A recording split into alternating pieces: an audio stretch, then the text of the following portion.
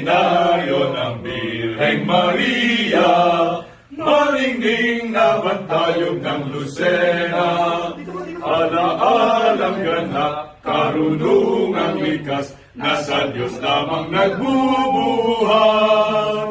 Kabanalang binhi ng pag-ibig, pananampalataya'y pananalig, linangin ang angat ng murang isip, kaunlaran ganap sa daigdig.